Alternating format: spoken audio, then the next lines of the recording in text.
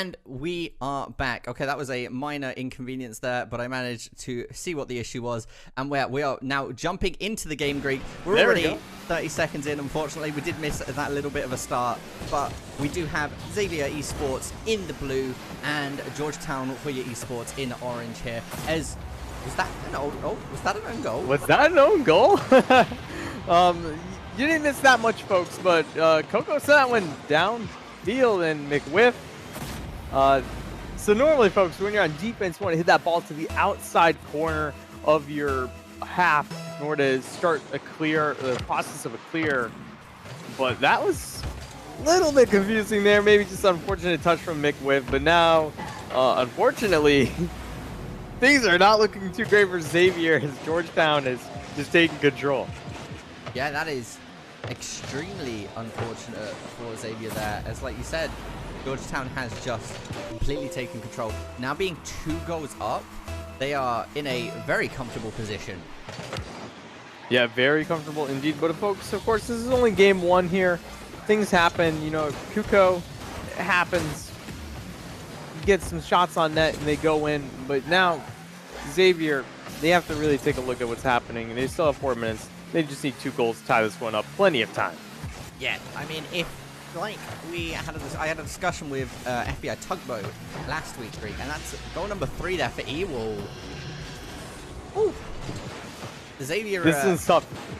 Xavier this one's tough. McWhipp's in the net. Yeah, I mean, I was going to say, anything that's done within the first half of the game can be replicated in the second half of the game. Absolutely agree with that. I mean, taking a look at that last play, though, of course, McWhiff was in the middle of the net. He had every opportunity to make a touch on the play, just wasn't able to, I guess, make good contact, or I guess even contact in general there to get the ball out of the net. Unfortunate circumstances there. You got a 3-goal lead. Oh, and shot opportunity. We're seeing more come out. McWhiff, redemption goal here, putting one on the board for Xavier. And now there's some hope here. Yes, finding that first goal now. They were, you know, warming up, like you said, this is game number 1. There is numerous possibilities as to, you know, that was an unfortunate first goal, a bit of a misplay, but now they're starting to get their bearings a little bit more, and now they're going to start coming in a lot stronger here as Ewell manages it. That was a lovely clear, but Ewell did manage to stop it going off that backboard. A bit of a bicycle kick coming up from Satisfied Onion there. Isn't able to find the connection, though, as neither of his team are in position to follow it up.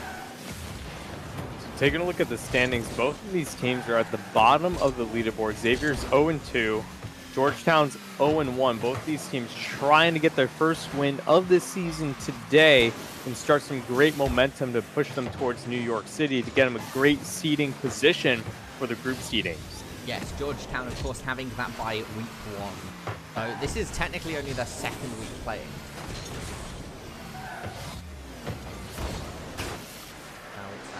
Trying to clear it, Zion playing it patiently. Broseph, though, who I believe Broseph Hansen, that is a new name. I believe that might be the sophomore you were referring to, or player talks with Satisfied Onion. Yeah, you know, it's unfortunate I missed the first 2 weeks here. And he didn't give me more information other than that, you know, playing a little bit secretive here, there. But, you know, I think it adds to the suspense, the magic that these teams are playing with. And going here now, 2 minutes to go here in this game. Xavier, they need 2 goals. Can they get it going? But that was an excellent pass to Kuko. Could have potentially been on target, but that's the kind of, I guess, secret sauce you want to bring to the pitch here and have an opportunity. As McWhiff's going to bring this one all the way downtown. Just has to tap that one in, swishes it into the corner, and gets the goal. It's 2-3. Xavier with the comeback so far. Yeah, I mean, 2-3. When you got scored on so early now, you like to say is the comeback is possible. The dream lives, as they are now only a 1 goal differential, up from a 3-goal differential. You're feeling pretty good.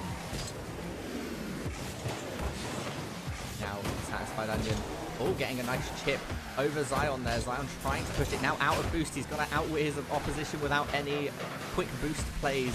They do just kind of have a bit of a clown fiesta in the corner there as they're all trying to gain ball control.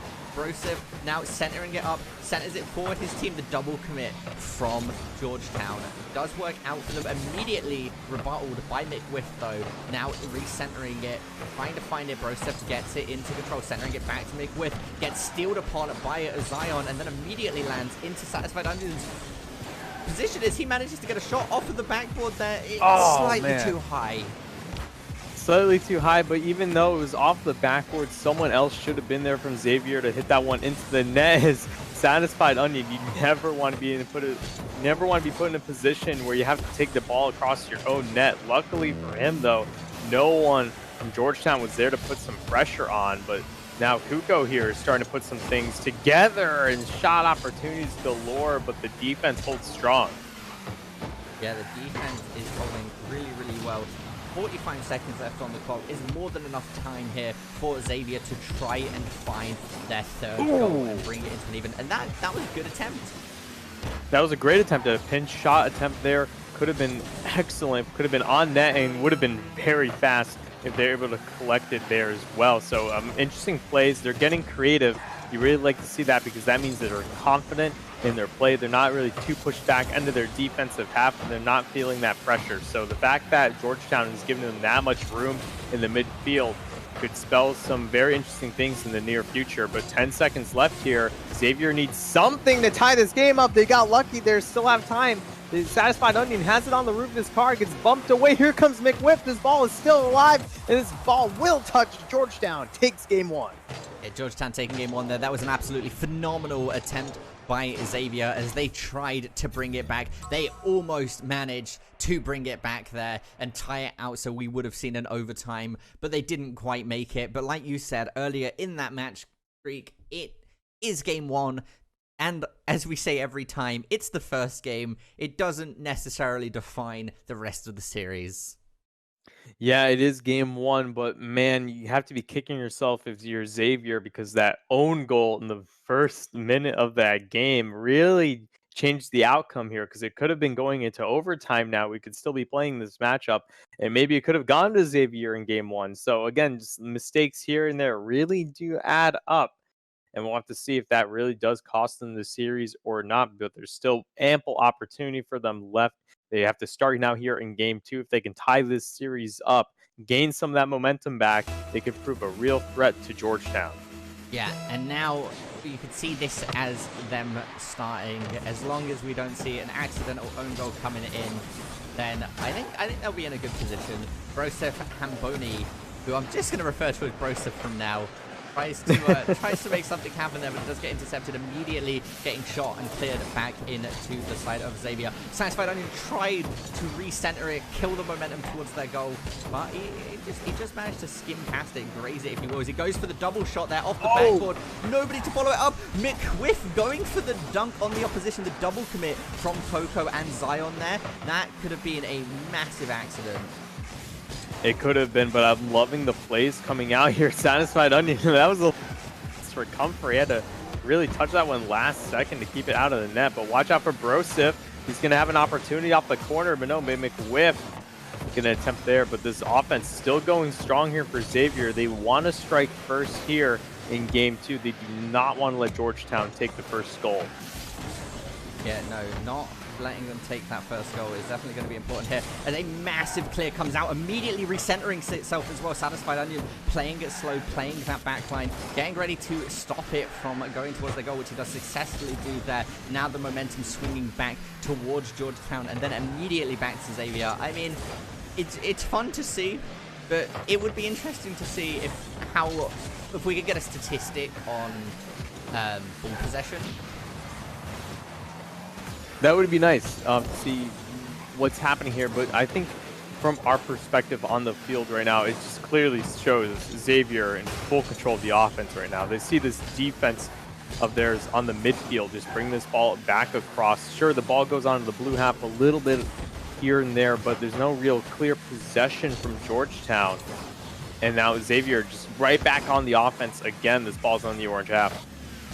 Yeah, right back on to that offense. We do see Xavier here pushing it, trying to find an opening in Georgetown's defense at the moment. Evil chipping it up into the air, followed by Zion, trying to get it set up for Coco.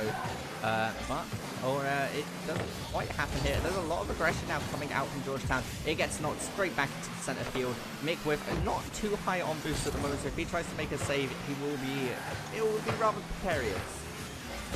28 boosts, I would say it's plenty enough to get anywhere you need to on the net, but think about this for a second. We're seeing that ball bounce around on the Xavier half of the field. The defense, they're in kind of position in a way, and I say that because they're not using their rotation to the fullest extent. We're seeing a lot of cut rotations coming through where players are going for the ball and they quickly turn around and attempt to go for it again. They don't let their second and thirds go for it, and I think that's really crucial here because then it really fully satisfies their defense. In fact, it gives them more time on the field to get the clears that they need, and it lets them set up more plays. So let's see if Satisfied Onion, I want to follow him for a second here, as he's able to bring that run around. Now it's McWhipp's turn, and now Brosif is in position as the third. He should be able to get the clear, and he doesn't, but that's okay because he's the third. He manages to get a touch on the ball, and it gives the defense more time for whoever was first on that rotation to rotate behind him. That's the clear key here for that rotation, and it actually brings up this fantastic opportunity here for Satisfied Onion, and that's how the plays here in Rocket League really develop. Yeah, I mean, I think you broke down that play really, really well, right?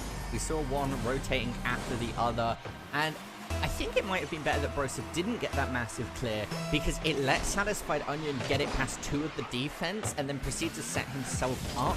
Whilst, okay, and that's going to be goal number 2, just coming out of there like nowhere before I can even finish my sentence. Was that off the kickoff? Like, okay, so the kickoff. Yeah, it was off the kickoff. Zion was in position on the corner, but you know, when you go for boosts like that, it's a hit or miss. Sometimes it goes in your favor, sometimes it doesn't. You can't really analyze a kickoff goal because so much happens in such a small amount of time, and a lot of it's really not planned. You just kind of go with it, as again, a lot of kickoff goals are not planned. As you can see, Zion just taking advantage. Yeah, I mean, there was a bit of an overcommitment there as the ball wasn't made. Brosif almost managed to save it, but just couldn't make it there. He just wasn't quite fast enough. As we're going to go into kickoff number 4. Oh my goodness, is this going to be another one? Oh, okay, it does get saved by Zion. That was scary. Whew. All right, well, that was that was a lot of information to take in within the span of like 10 seconds there. And there's another goal coming out from McWith, bringing Xavier up a net total of 2. I mean, just as I start to get the play-by-play going, we're immediately back into you, mate, Greek. Yeah, but hey, take a look at this. Xavier really flipping the scoreline from last game. Instead of 2-3, it's 3-1. It's not a perfect flip, but it's good enough for them. They're going to have the lead here. A minute remaining, 2 goals. Very difficult for Georgetown to bring it back unless they get another kickoff goal, but that's not going to happen. It looks like as things are starting to settle down quite a bit here. And this is exactly what I wanted to see from Xavier, because there was a lot of potential that I saw in game 1, but nothing really was brought to the moment, I want to say. But now they have a chance to bring their offense out in the gates, and they're pushing really hard, and they're applying so much pressure. It's good to see them countering this Georgetown team, and it makes for a good series because it looks like this is going to be tied up 1-1. Yeah, and tying it up 1-1, then again, effectively takes it to a best of 3 situation, right? The best of 5 is pretty much nullified as they are playing a fresh set. And a lot of back and forth at the moment. They're just running down the clock, right? You need to see Georgetown here playing super aggressively. They need to find those goals, and I think we have seen Xavier manage to run down the clock just enough to make this a confirmed point for them. Yeah, and it looks like Xavier, they will be taking game 2 here. Scoreline 3-1. And with that, they're going to tie up this series. It's going to be excellent news for them because they would not want to drop game 2 here and be put in a reverse sweep situation. Because, you know, that almost never really ends well for the team put in there. But you know what? Now, Xavier, this is great. Their new lineup, it's took a little bit of time for it to work out, but now it is. So I'm very excited to see that. Game 3, though, for Georgetown, I want to see a little bit more because we saw that offense stagnate quite a bit. They had 5 shots on net, granted, but it was really all Zion doing a whole lot of work, and a lot of defense was being played by Georgetown for a majority of that game. You can see the shots coming through from Xavier as well. They had 8. So not exactly doubling Georgetown, but enough to where you know where which half of the field the ball was on for most of that matchup. Yeah, no, I mean, like you said, 8 shots is nothing to scoff at. But and on Georgetown, I mean, like you said, Zion's the only one with shots on their team. And I guess if you think about that in a way, it's almost like they're going into like a role-based offense. And Rocket League is very interesting because you have different styles you can play. One team that I think plays very well in the RLCS is the Pittsburgh Knights, because you can see all 3 of the players really excelling at every individual role on the field. They're always rotating in and out of either being an attacker, a defender, or goalie. So again, we'll have to see what happens here. A little bit of a technical hiccup going on right now, Navik. I'm curious to see what's happening.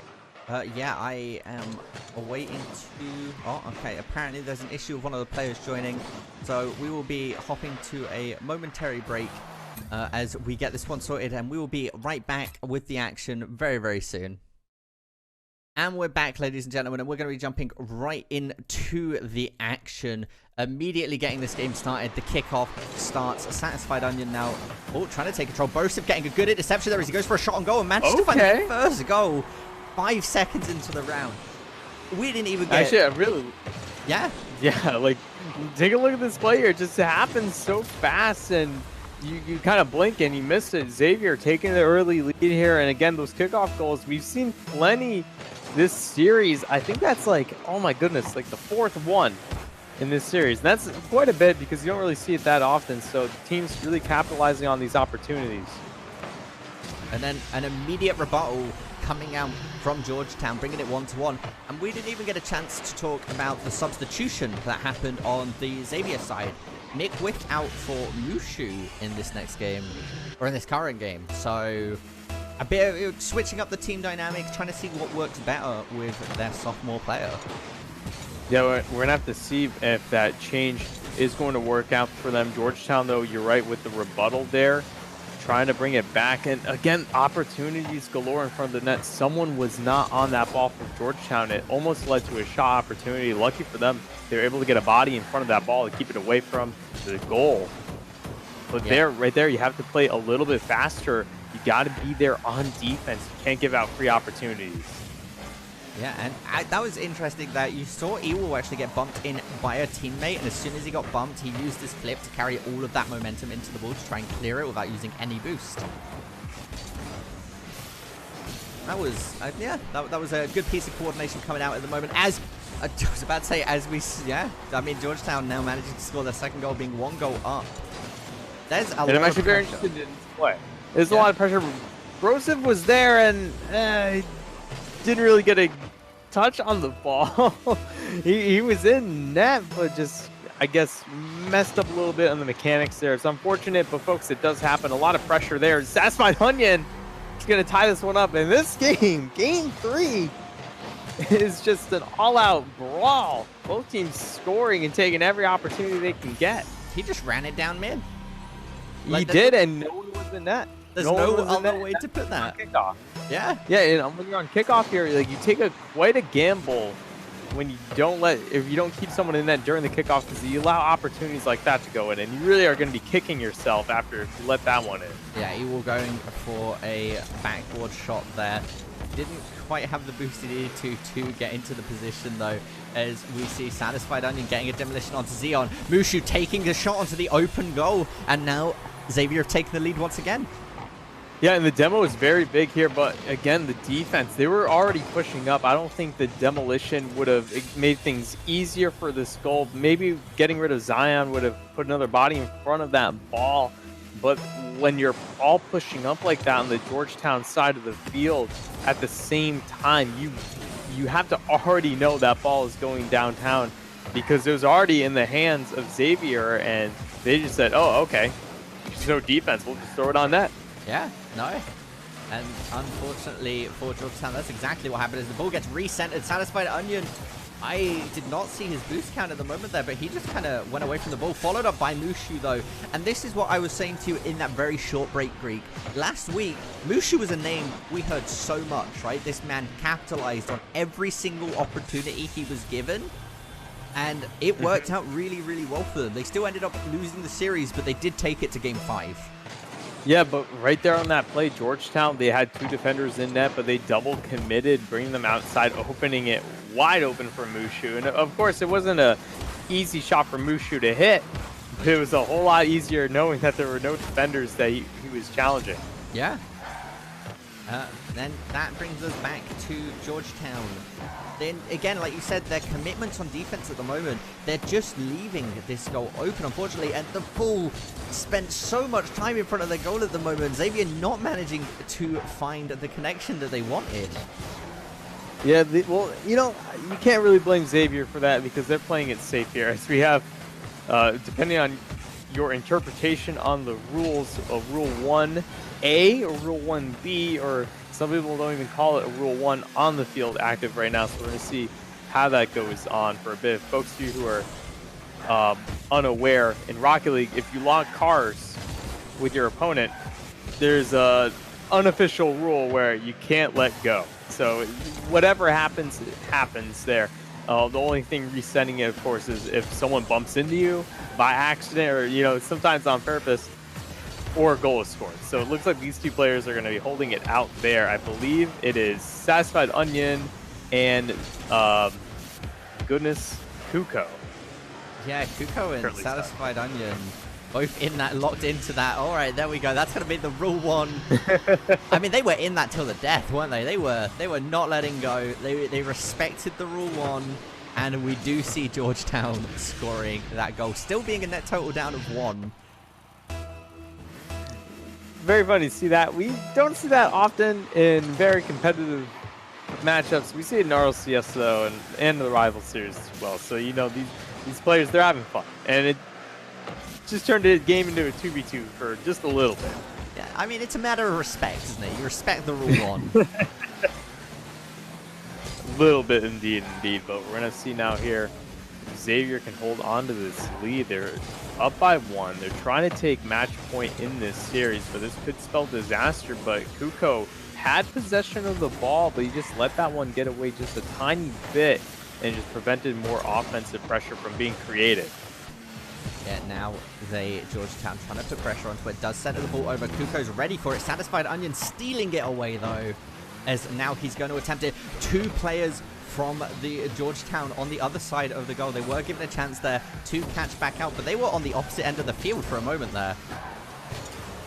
Yeah, and then actually, I think that could have been a better opportunity if Satisfied Onion didn't touch the ball and instead let Mushu take it. But now Zion taking control here. Where was the Xavier defense?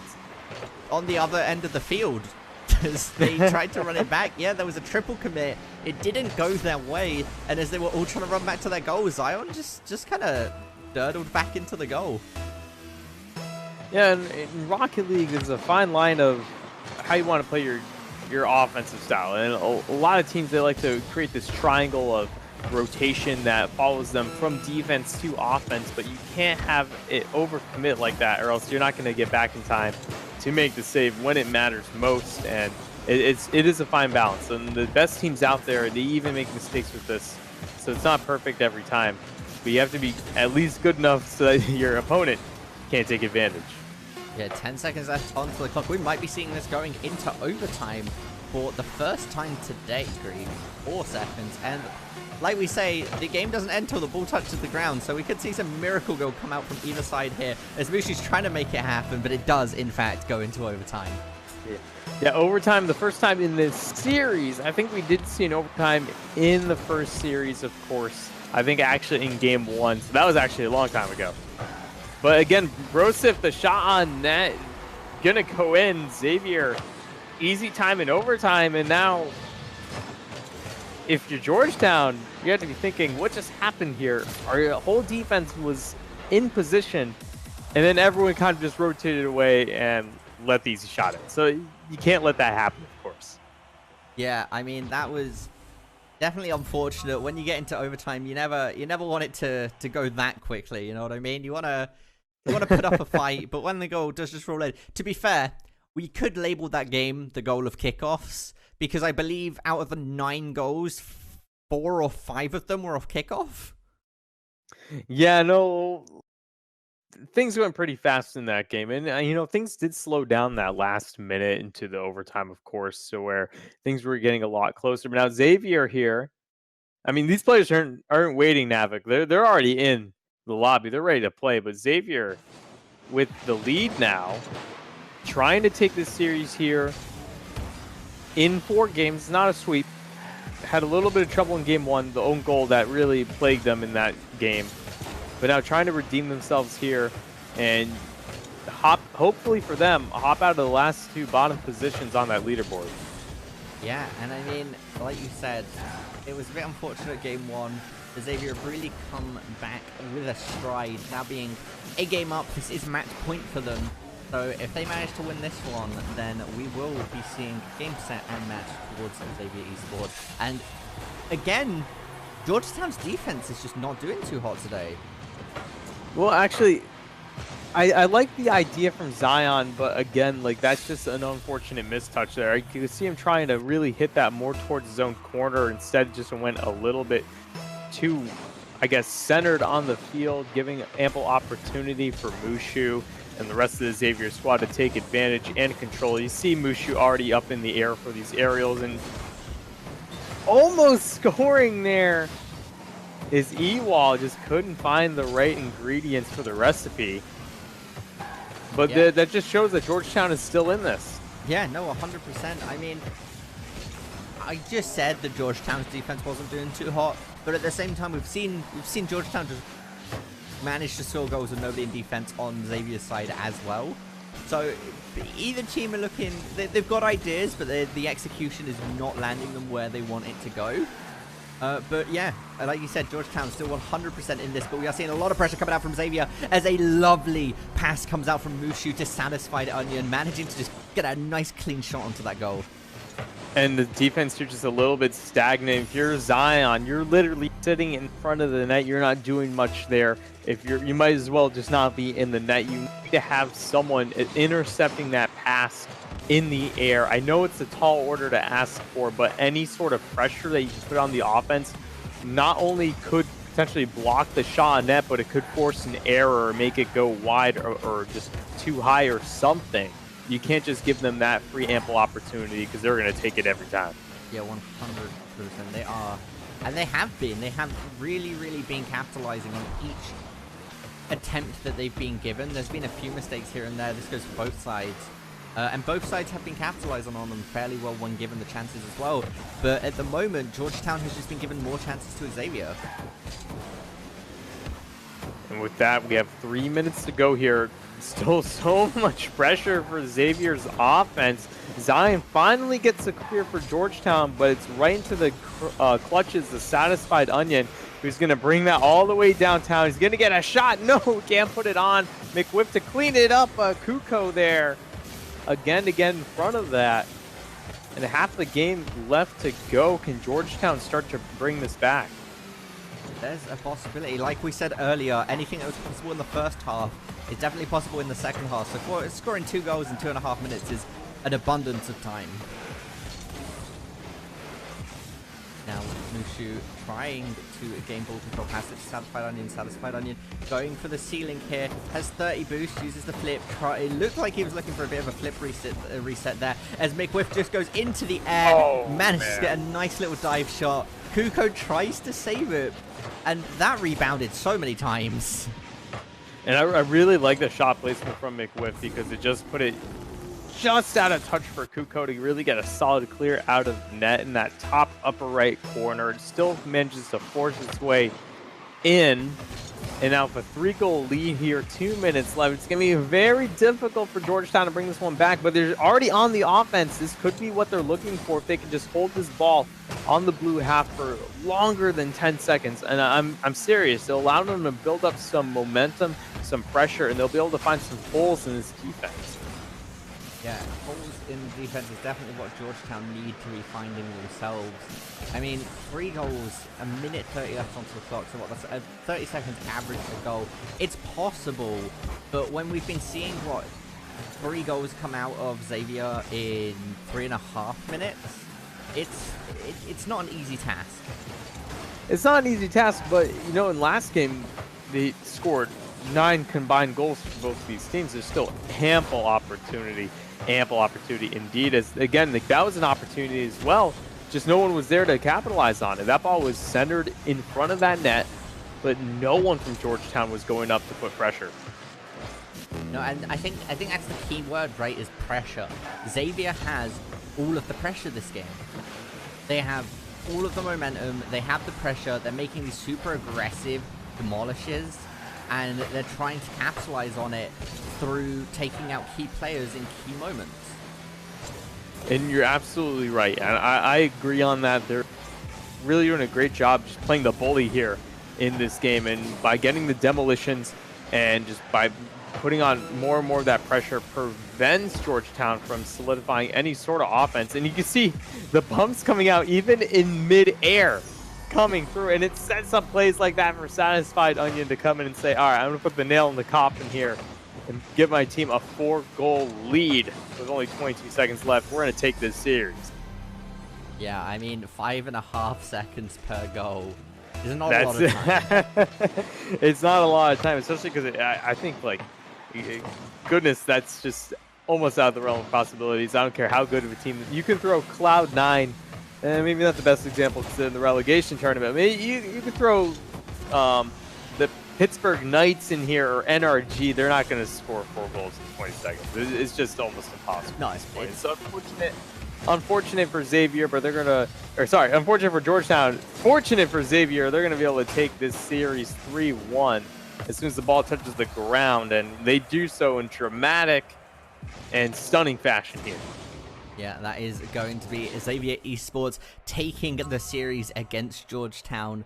And I mean, I think we have some things to go over after seeing how those games went, Greek, and I'm sure you have some words to something to mind.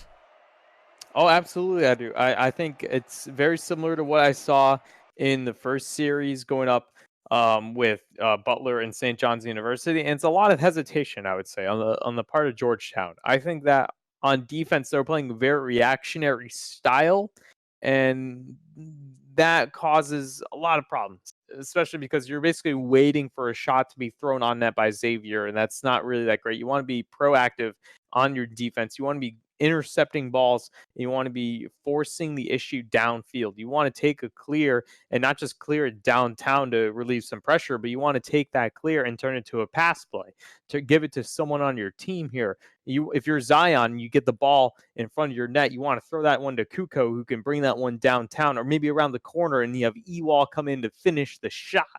That's exactly what you need for Georgetown. And I think they're going to have some time to think about it for their next matchup next week, and of course at LAN as well. There's still plenty of time for these teams to really iron out the wrinkles, what's going on. But if you're Xavier, good stuff. A little bit of hiccup in game 1, but you know, own goals happen.